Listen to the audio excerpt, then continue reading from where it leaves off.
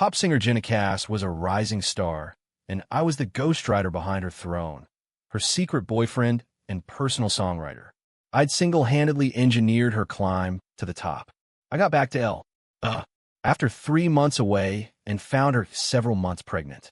Her career was at a critical turning point. I was agonizing over whether she should choose the baby or the fame she'd worked so hard for. Then she hit me with an ice-cold stare and said the baby wasn't mine, so I had no right to an opinion. She was terminating my contract, too. My catchy pop songs were trash, she said. Obsolete. That's when I snapped. At her next press conference, I dropped a bomb. Jenna Cass is pregnant, I announced to a sea of reporters. She won't be available for any upcoming events. The room went silent, then exploded. I could practically hear the hearts of 1 million fans shattering. A reporter from TMZ shoved a mic in my face. How would you know? Are you even close to her? Can you verify that claim?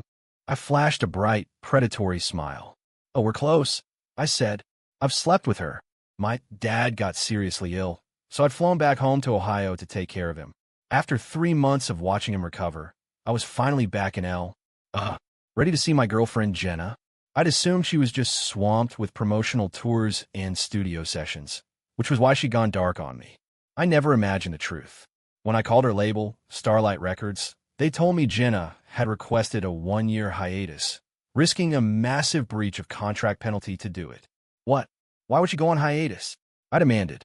She's on the verge of breaking big. Jenna's manager, a sharp woman named Sarah Chun, told me Jenna was holed up in a suite at the Chateau Marmont. When I got to her room, I found her lounging on a velvet sofa, looking completely unbothered. Sarah met my confused gaze and sighed. Leo, she said, her voice low, Jenna's pregnant. She's taking a year off to have the baby. For a second, I didn't know whether to be happy or devastated. Her career was a rocket ship, and a pregnancy hiatus was like cutting the engines mid-flight. A baby would demand all her time and energy, derailing everything she dreamed of, becoming a global superstar, a name that glittered around the world. I pulled myself together and walked over to her. Jenna, it's okay, I said softly. We'll have the baby. Don't worry about your career. A year off is a setback, but I'm here. I made you a star once. I can do it again. Jenna's expression soured. She looked at me with pure contempt. Let me make this crystal clear, Leo, she sneered. The baby isn't yours. You don't get a say. I'm having it, and that's that. Her words hit me like a bucket of ice water. I just stood there stunned. What do you mean? It's not mine. She turned her head away, refusing to look at me. I'm sorry, Leo. I'm grateful for what you did for me. But, I never really got over my first love. Her first love? I knew the guy. Rick. Her high school sweetheart. The one that got away. They'd broken up after getting into colleges on opposite coasts. He found me a few months ago, she continued, a dreamy look in her eye. He's a huge fan. He loves me so much. I realized I could never forget him. All that history, that idealized teenage romance, had somehow erased me. It erased the fact that everything she had, the multi-million-dollar endorsement deals, the sold-out shows, the legions of adoring fans, was because of me. I had poured my blood, sweat, and talent into building her empire from the ground up. My heart felt like it was bleeding out. A thick, bitter wave of hatred rose in my throat. She hadn't just cheated on me.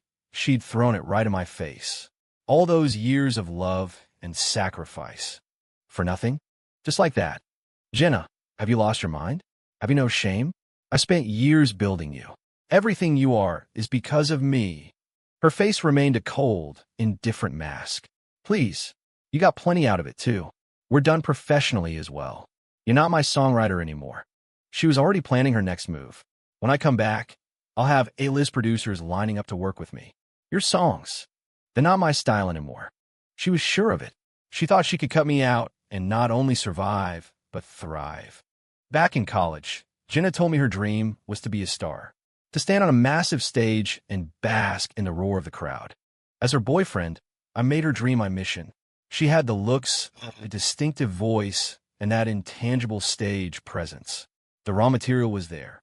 I lived on instant noodles for 2 months, saved up a few $1,000, and enrolled her in a top-tier artist development program.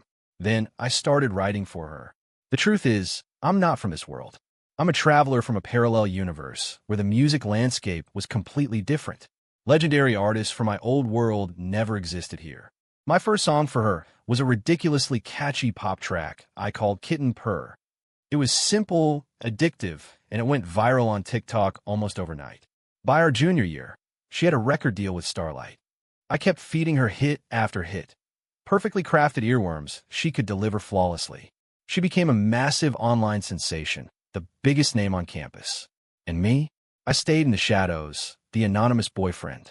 I actually liked it that way, being the puppet master pulling the strings. Jenna was my creation, my masterpiece. Her explosive rise made everyone in the industry whisper that some genius was guiding her career. That genius was me. And now, I was the one being betrayed. Jenna had already earned tens of millions of dollars over the past few years. We had an ironclad private contract.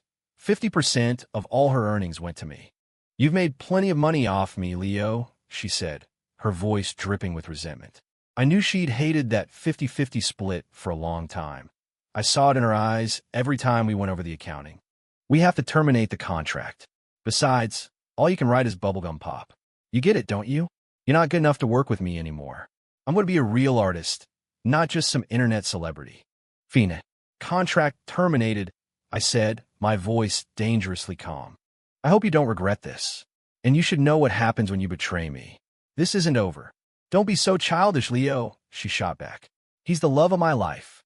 He always has been." "You're the one who's childish," I said, turning to leave. "And you're about to find out just how big of a mistake you've made." As I walked out, Sarah Chun hurried after me down the hallway. She bowed her head slightly. "Mr. Vance, Lau, I'm so sorry about this. I knew her schedule was getting erratic, but I never imagined. I should have paid more attention." I waved her apology away. "It's not your fault, Sarah. I just misjudged her character." "Leo, you taught me so much," she said, her voice thick with emotion. "You were like a mentor to me. I know you'll succeed at whatever you do. If you'll have me, I want to work for you." Sarah had been my assistant since college. We had a deep professional bond, and she was also Jenna's best friend. For her to walk away from the high-paying job Jenna gave her to follow me, that took guts. I felt a flicker of warmth. "Not yet," I said. "Stay with Jenna for now. She won't want to lose you. When the time is right, I'll call you. I'm going to need your help." If only Jenna had an ounce of Sarah's loyalty. Now, it was time to show her that without me, she was nothing. And who the hell gave her the confidence to think I could only write pop trash? My head was a living library of the greatest music from another earth. The only reason I wrote those simple songs was because Jenna didn't have the vocal range for anything more complex. The day after I terminated my contract with Jenna, Starlight Records held a press conference. I made sure I was there. My revenge was about to begin. The host announced that the label's hottest rising star, Jenna Cass, was taking a one-year hiatus for personal reasons and would not be accepting any commercial engagements. The press and her fans were devastated. Jenna's momentum was undeniable. A couple more hits, and she could have been a solid B-list, maybe even A-list contender. Just as the host was about to change the subject, I walked up from the audience and took the stage. "Excuse me," I said into a spare microphone. "To all the media, fans, and viewers at home. As a key member of Jenna's team, her behind-the-scenes manager and primary songwriter, perhaps I can shed some light on the situation. The real reason for Jenna's hiatus is that she's pregnant and needs time to rest." My words sent a shockwave through the room. The reporters perked up like sharks, smelling blood in the water. This was the scent of a scandal.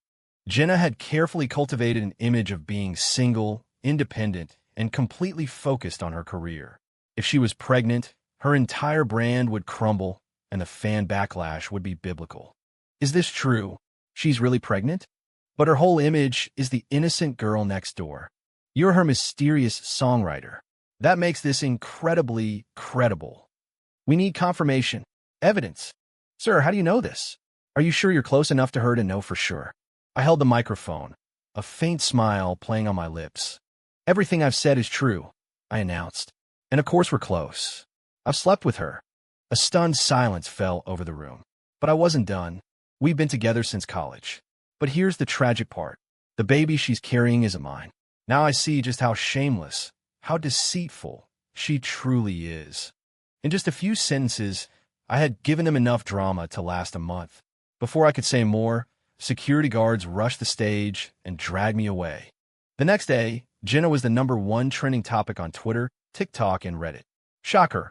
Pop princess Jenna Cass allegedly pregnant. Source claims she slept with more than one man. Jenna Cass's innocent image in tatters. Insider calls her a shameless liar. President of Jenna Cass fan club slams gutter press. Calls allegations a vicious smear campaign. The internet was divided. Her diehard fans swore their idol was being framed. Most people were just enjoying the drama from the sidelines. And her haters were having a field day, gleefully pointing out that celebrities were only human. The arrow had been fired. Now I just had to let it fly. It didn't take long for my phone to ring. It was Jenna. "Now, you are a despicable, shameless bastard," she screamed. "This was my choice. What's wrong with choosing love? I was wrong about you. I can't believe I was ever with such a two-faced monster." I frowned. "Who's the shameless one? You cheated on me, and now you think you have a moral high ground? You were disloyal to me first, so don't expect any loyalty from me." Jenna laughed, a harsh, grating sound. "Hilarious. You think these cheap tricks will ruin me? It's just a bit of bad press. Why make my comeback? I'll be bigger than ever." "Don't be so sure," I said calmly. "The show is just getting started." I hung up. 3 months passed. I spent that time meticulously recreating some of the masterpieces from my old world. These weren't the simple pop songs I'd written for Jenna. The melodies were complex, the lyrics profound. Stepping out of that comfort zone required deep focus. After I'd arranged a few, I started singing them myself, even booking time in a professional studio. My vocal skills were amateurish at first, but I hired a top-tier vocal coach and worked relentlessly for a month. My technique improved dramatically. Starlight Records was one of the biggest players in the American music industry, home to countless artists. It was a world with its own rigid hierarchy. Here, singer-songwriters were a rarity. Famous female artists could command the best producers and get showered with resources. But for the unknown, 18th-tier artists, life was a struggle. They could go years without getting a single song, scraping together just enough material for one album. Some with stunning looks could trade favors for resources through backroom deals and casting couches. I walked into the Starlight headquarters with a new goal: to become a signed songwriter. The head of A&R had tried to recruit me before, impressed by my knack for writing viral hits. But back then, I was exclusively devoted to Jenna, content to be a freelancer. "Leo Vance." "Welcome," the A&R exec greeted me warmly. "Your talent for writing internet hits is undeniable. We've all seen what you can do. I have a few artists who could be perfect for you," he continued. They had a moment a few years back. Now, they're mostly doing influencer work and live streaming. "I'm confident you can write them another viral hit and get them back on the charts." I politely declined. "Actually, I'm looking to move in a different direction. So, would it be possible for me to pitch some songs to Cassandra Hale?" "Cassandra Hale." The exec's smile twitched. "I can get your songs to her, but you know how she is. She doesn't just sing anybody's music." I insisted, and 3 of my best new songs were sent to the legendary diva. She was preparing a new album, so the timing was perfect, but my hopes were dashed when I heard back. She hadn't even listened to them. Just tossed them aside. For a superstar like her, time was money. She wouldn't waste a second on an unproven songwriter known only for TikTok bait. Fine. I decided then and there, I would find my own artist. I would build a new star, someone more talented, more brilliant, and more successful than Jenna Cass could ever dream of being. I went up to the 5th floor of the Starlight building, where many of the lesser-known artists had their rehearsal spaces. A group of them were gathered in a communal lounge, eating lunch. "Isn't that Leo Vance, the songwriter?" "That's him. He wrote under the name Red Do Online. He wrote like 80% of Jenna Cass's songs." "Hey, Leo, looking to place a song? I haven't had a new track in months." Me too. Your stuff is great. How much do you charge?" "Usually, we're lucky to get a song from a B-list writer.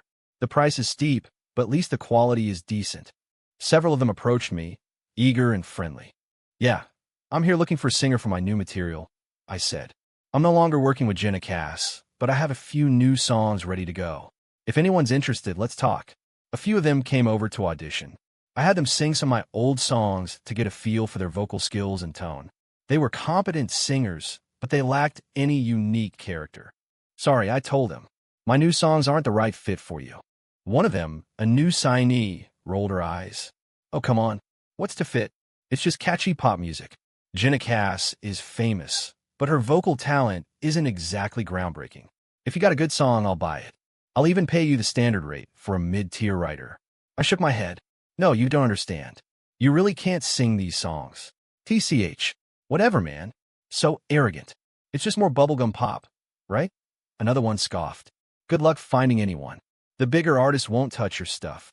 I just shrugged and walked away, their bitter insults echoing behind me. Just as I was about to head to another department, I heard a voice. It was coming from a storage room to my right, a raw, raspy, singing voice. At first, it sounded almost jarring, but as I listened closer, I could hear the incredible texture, the emotional depth, the sheer power and vulnerability in it. A voice that unique, and she was stuck on this floor. That's the voice of a true artist, I murmured to myself. A hidden gem. I pushed the door open and found a young woman in a plain t-shirt and jeans, sitting on a stack of old equipment cases. Who's there? She asked, startled. I explained who I was and told her she had an incredible gift, a voice that was born to sing. She blushed. You're exaggerating. Everyone says my voice is too rough. I can never find songs that suit me. That's because they're all tone deaf. My intensity seemed to startle her. Are you a songwriter then? You have a song for me. Her eyes lit up with a flicker of hope. I haven't had a new track in 6 months. If this keeps up, I'll have to become a full-time streamer just to pay rent. I nodded. I have something that's perfect for you. But let's go somewhere else. Come to my studio. I want to see what you can really do. I learned her name was Maya Reed. She was a graduate of the Thornton School of Music at USC, top of her class, proficient in piano, guitar, and violin. She had all the skills, but her unconventional looks and husky voice meant she'd been languishing at the label for years, mostly invisible, making ends meet by live-streaming cover songs. She was starting to think she didn't belong in the industry. The only thing keeping her here was her deep, unwavering love for music. I was ecstatic. She wasn't just a talent. She was a bona fide musical prodigy. I'd struck gold. I pulled out the sheet music for a song called Bubble and had her practice it. After a short while, she could sing it from start to finish, though there were still some rough edges. Sunlight on a bubble, all the colors bright. Just like me when you were lying, happy in the light. Mr. Vance, this song is beautiful, she said, rubbing her eyes. When I sing it, I feel it so deeply. It almost makes me want to cry. What did you go through to write something so heartbreaking? She paused, looking at me shrewdly. This isn't about you, is it? That whole scandal in the news. I gently tapped her on the head. Don't overthink it. Just keep practicing. This song is made for you. Really? You're giving a song this good to me? She asked, overwhelmed. Thank you so much. But what about the price? I looked her straight in the eye. It's yours for free. What? She couldn't believe it. But this song could sell for a fortune. There are conditions, of course, I said. From now on, I'm your manager. Every performance, every release, every decision goes through me. And one more thing.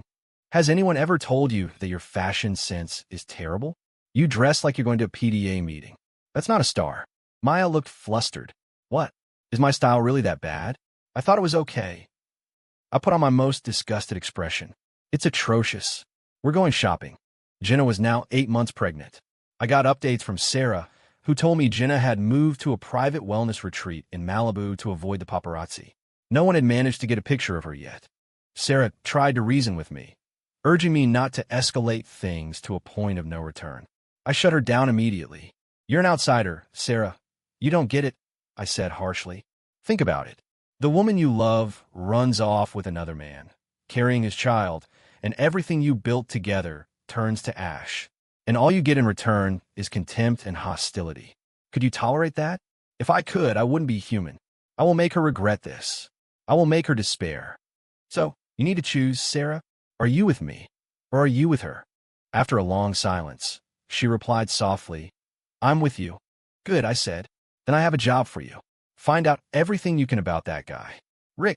A few weeks later, a photo of Jenna, heavily pregnant, was leaked online.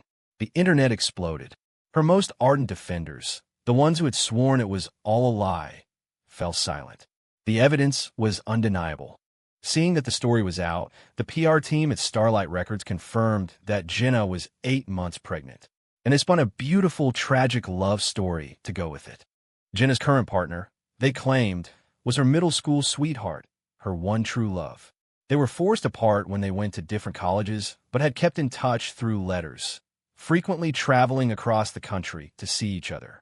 He was the one who encouraged her to pursue her dream of becoming a singer, who supported her through every struggle. I had to hand it to them. The fabricated narrative was a masterpiece of public relations. The tide of public opinion turned on a dime. The narrative shifted, and I went from being the wrong victim to the bitter, vengeful ex, a man who had stooped to slander to ruin a woman's happiness. Celebrities and industry figures I'd never even met started publicly denouncing me. After Jenna gave birth, a photo of her hand holding her newborn's tiny fist appeared on her Instagram. The caption read, "Welcome to the world, my little angel. Mommy will love you forever." The post was flooded with well wishes. Hundreds of thousands of likes and shares. A-list celebrities sent their congratulations. It was a picture-perfect scene of redemption. Jenna then announced that she would be making her comeback in 1 month, appearing as a contestant on the nation's biggest singing competition, Sound Surge. It was a show where aspiring amateurs and established stars competed on a level playing field. For years, critics had dismissed Jenna as a studio singer who could only handle simple pop songs. This was her chance to prove them all wrong, to re-emerge as a true artist. Of course, Maya and I would be there too. We both passed the auditions and made it onto the show. Meanwhile, Sarah's investigation had turned up some interesting information on Jenna's beloved Rick. He dropped out of community college, worked a series of dead-end jobs, and had a string of girlfriends. 2 years ago, he'd gotten married. Well, I smirked. A match made in heaven. This is going to be even easier than I thought. The first live show of Sound Surge was about to begin. The format was simple. 14 contestants, each performing one 5-minute song. In the green room, Jenna, fresh from her maternity leave, was the center of attention. Even though she'd been out of the spotlight for a year, the scandal had only increased her fame. "What are you doing here?" She gasped when she saw me, her face a mask of disbelief. "You're here, why can't I be?" I replied coolly. "You're a songwriter. You're going to sing. Haven't you heard of a multi-talented artist?" "Oomph. Well, I can't wait to see this," she said with a saccharine smile that didn't reach her eyes. Besides Jenna, there were several other well-known singers in the competition. Everyone was surprised to see a songwriter like me competing. A true singer-songwriter was a rare breed in this world. Mastering both performance and composition was incredibly difficult. Well, Leo Vance, one of the other contestants, sneered. "That whole drama with you and Jenna was crazy. Now that we know the truth, it's pretty clear you just threw a tantrum because she fired you. A little pathetic, don't you think? She and her man have a true love story." I met his gaze without flinching. "The truth is already out there. If you don't believe it yet, just wait." They shot me pitying looks and walked away. Most of the contestants were seasoned performers, exuding confidence. But I knew the real dark horse wasn't any of them. It was Maya. She finally looked the part of the star. She'd learned how to dress, how to carry herself with an elegant grace. Tonight, she wore a stunning black gown, her hair styled perfectly, tasteful jewelry accenting her features. Her flawless skin seemed to glow. Her face was a perfect oval, and her long legs were impossible to ignore. She was every bit as beautiful as Jenna, and her figure was far more striking. As the other contestants chattered nervously, Maya leaned close to me. "I'm so nervous, my stomach is in knots," she whispered. "This is the biggest stage I've ever been on. What if I mess up?" I flicked her on the forehead. "What's there to be afraid of? You've sung this song 1,000 times. Just go out there and do what you do." "Still scared," she mumbled. "If you are, I can flick you a few more times. That should help." She rubbed her forehead, pouting. "Hey, that's assault. Stop it, that actually hurts." "The show's starting," I said, a smile tugging at my lips. "Just watch the others. I guarantee none of them are as good as you." Maya smiled back. "You never know. I'll be happy if I just make it through the first round. And hey, My performance is after yours. I get a front row seat to see what my mentor can do. After a few other contestants performed, it was my turn.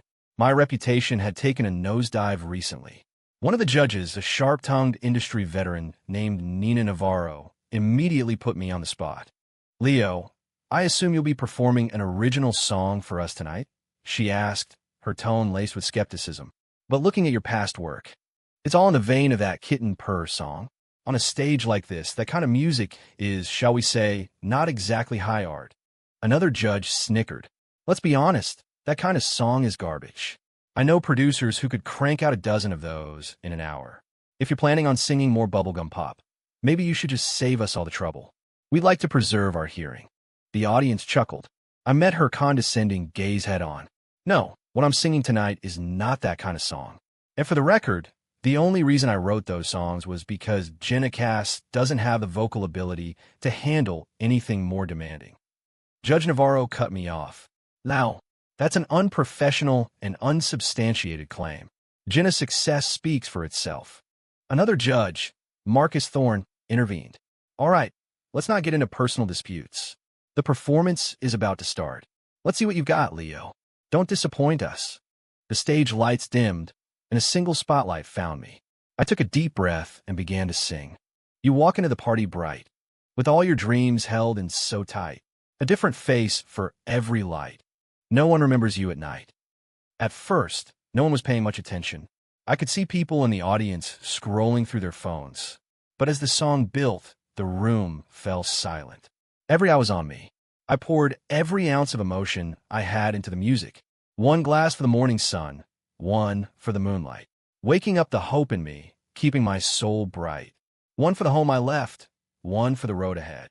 Guarding all the good in me, watering the seeds I've spread. And when the morning comes, we leave without a trace. The ones who see too clearly find the loneliest of space. When the last note faded, the theater erupted in applause. People were on their feet. On the judges' panel, their eyes were shining. They were looking at me with a newfound respect. "Incredible, Leo," Marcus Thorne exclaimed. "It's been a long time since I've heard a song that powerful. The lyrics, the imagery. Magnificent." "Yes, this song. One for the road. It's brilliant," another judge added. "You can't write a song like that unless you've truly lived." Judge Navarro, however, looked furious. The judges gave me near-perfect scores. But that wasn't the final verdict. Online viewer votes would be combined with the judges' scores to determine who moved on. As the voting began, Navarro leaned into her microphone, her eyes fixed on me. "While the songwriting is excellent, Leo, I still have reservations about your character. Why did you feel the need to slander Jenna Cass?" She really knew how to pour salt in the wound. This was a competition, not a courtroom. I sighed, but I didn't back down. "Judge Navarro, that's a private matter between me and Jenna. If you want to talk about it, we could be here for an hour." "Then give us a short version," she pressed. "Or are you admitting you were in the wrong?" I gave her a cold stare. I was starting to suspect she and Jenna were friends. Why else would she be so fiercely protective? "The truth will come out," I said firmly. "Sooner or later, everyone will know I wasn't lying." Back in the green room, Jenna shot me a venomous look. "Don't get cocky, Leo. I'll be the one winning in the end. And I see you brought your little project with you," she sneered, glancing at Maya. "Give her 10 years. She still won't be on my level. And this nonsense about me only being able to sing pop songs? That's because you weren't good enough to write anything else." I ignored her completely, treating her as nothing more than a fly buzzing in my ear. An hour later, it was Jenna's turn. The moment she walked on stage, the crowd went wild. As a viral sensation with several hit songs, she had the biggest fan base of any contestant. The judges were eager to see how she'd grown as an artist under the label's guidance. She performed a folk pop ballad. She started off strong, but it didn't take long for the cracks to show. The performance was flat, devoid of genuine emotion. She was still singing with the same straightforward, uninspired technique she used for her pop hits. Maya and I could both hear it clearly. She was off-key in several places, and her voice cracked on a few of the higher notes. But the audience, blinded by her fame, gave her a roaring ovation anyway. Jenna soaked it in, completely oblivious to her own mistakes, believing she was invincible. Look at that, I thought. That level of skill. What else could she possibly sing besides pop jingles heavily doctored by $1 million sound engineer? Maya was the last to perform. She was a complete unknown. Hardly anyone in the audience knew her name. When the host asked her for a brief introduction, she stammered, at a loss for words. Jenna's smug expression intensified. But when Maya's performance began, I watched the big screen, a confident smile on my face. On that stage, in her floor-length gown, Maya was breathtaking. The moment she started to sing, her usual shyness vanished, replaced by the commanding presence of a queen. Sunlight on a bubble, all the colors bright. Just like me when you were lying, happy in the light. Beautiful bubble, though you burst in flight. All your empty promises fragile in the night. But love's a bubble if you see it clear and true. What is there left to mourn for when it's gone from you? By the time she reached the chorus, the entire theater was captivated. Her voice was like a magnet, pulling at the heart of every person in the room. It was steady, soulful, and utterly devastating. I saw one of the female judges sitting with her mouth agape. The brightest flower blooms, and then it fades away. The brightest star will shine and fall before the day. Love was just a bubble if I can see it through. What is there left to break for? Now I'm over you. When she finished, there was a moment of profound silence. I could see people in the audience clutching their chests, tears streaming down their faces. The song had touched something deep inside them. That was the power of real music. Then the applause was deafening. The judges practically fought over who could give her the highest score first. At the end of the first round, Maya was in first place with a 98. I was second with a 95. Jenna was in 12th place with a 78, barely scraping by to the next round. Online, however, Jenna's massive fanbase pushed her to #1 in the viewer polls. Maya and I were second and fourth, respectively. But our performances had also gone viral. The songs were destined to be massive hits. And sharp-eyed viewers quickly figured out that I had also written Maya's song, Bubble. The narrative that I could only write pop trash began to evaporate. When I looked over at Jenna, she was biting her lip so hard it was almost bleeding, her eyes burning with pure, unadulterated hatred. Hashtag 15 before the second round. I secretly contacted Marcus Thorne, the judge who had shown me kindness. We made a deal. He would help me set the stage for Jenna's downfall. Then, using a number Sarah had given me, I made a phone call. A weary woman's voice answered on the other end. After a brief conversation, I hung up. The final act of my revenge was about to begin. I smiled and told Sarah to make sure she was in the audience for the next show. The second round was an even bigger event. Thanks to Maya's breakout performances, ticket demand had skyrocketed. Welcome back to Sound Surge, the host boomed. Tonight, all eyes are on Leo Vance, who we hear will be performing yet another original song. My name was dominating the show's trending topics, while Jenna's popularity was in a freefall. The other contestants, who had been so confident before, were now visibly nervous. After 4 contestants had performed, it was Jenna's turn. For the first time, she looked anxious. Her low score in the first round must have been a serious wake-up call. As she stepped onto the stage and began to banter with the audience, Judge Thorne suddenly interrupted. "Jenna, I believe your partner is in the audience tonight. Isn't he?" he asked with a friendly smile. "Why don't you have him stand up, so we can all meet the man who inspired such a beautiful love story?" Rick was indeed there, sitting in a front row seat he'd gotten through his connections. Jenna, not sensing the trap, played along graciously. "Hee, I'm sure you've all heard the stories," she said, beaming.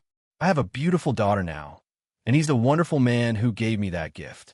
He's here tonight to support me." A man with slick back hair and a cheap leather jacket stood up and walked onto the stage.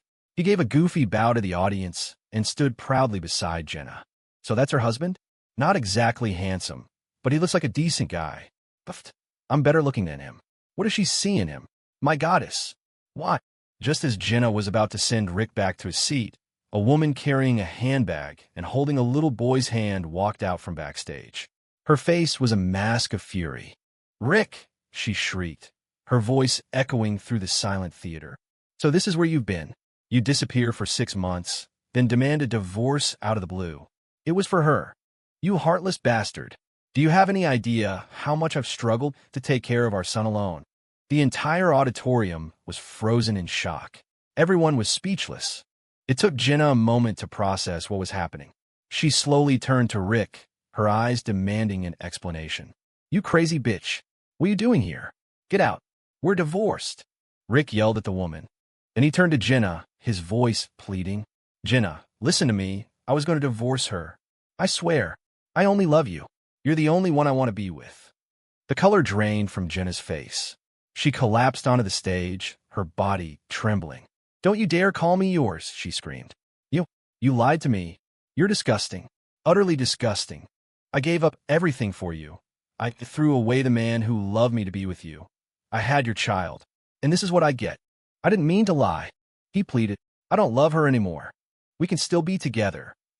Seeing the situation spiraling into chaos, Judge Navarro shot up from her seat, signaling frantically for the director to cut the broadcast. But the cameras kept rolling. Jenna Cass, fell for a lowlife like you. I must have been blind," Jenna roared.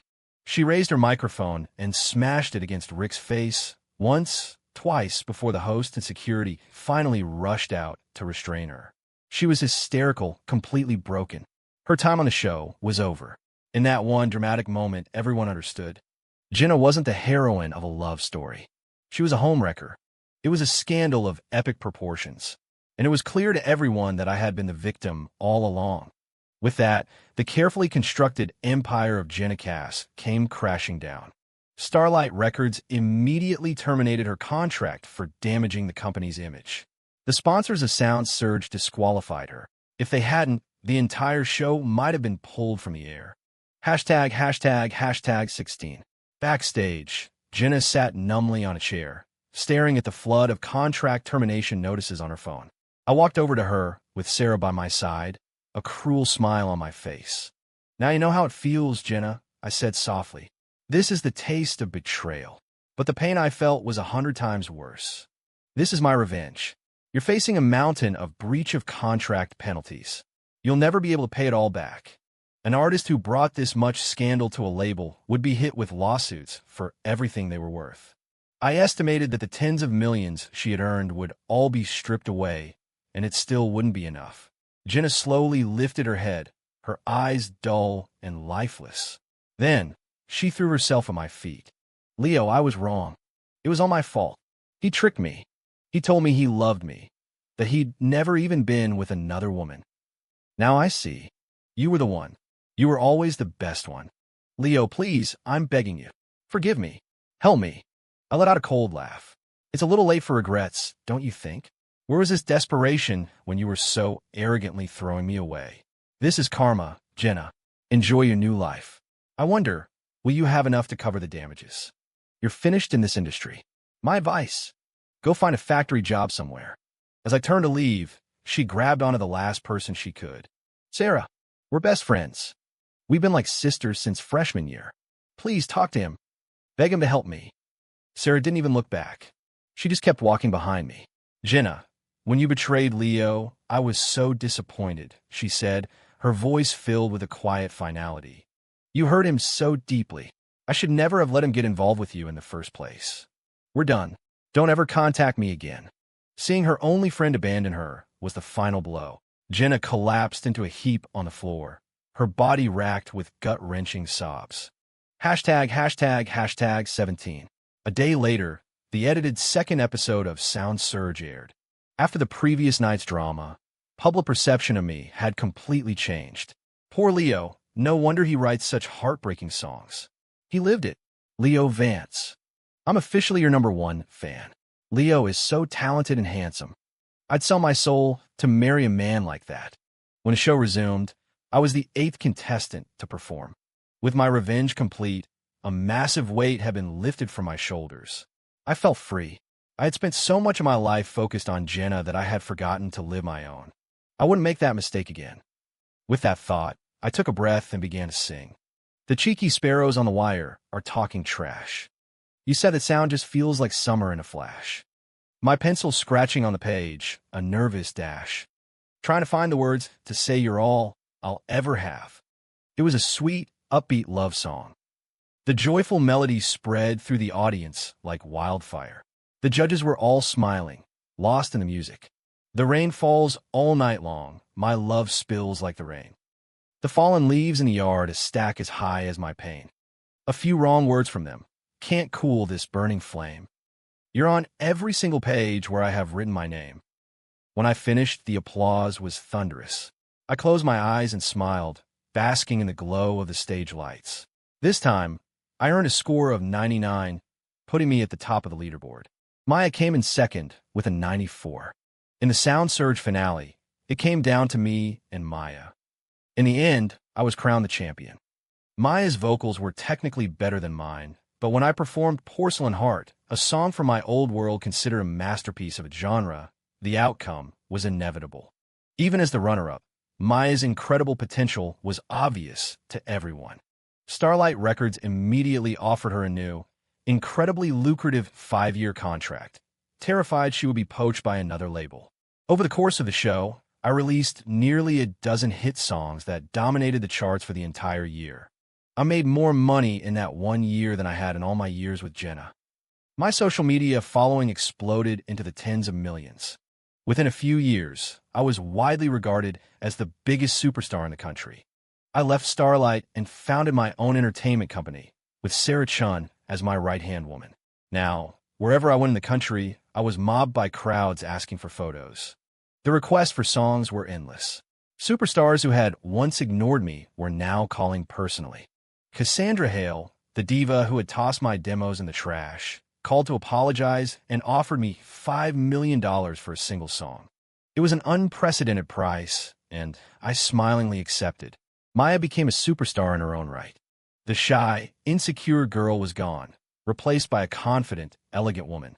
But she never lost her work ethic, constantly showing up at my studio asking for new material.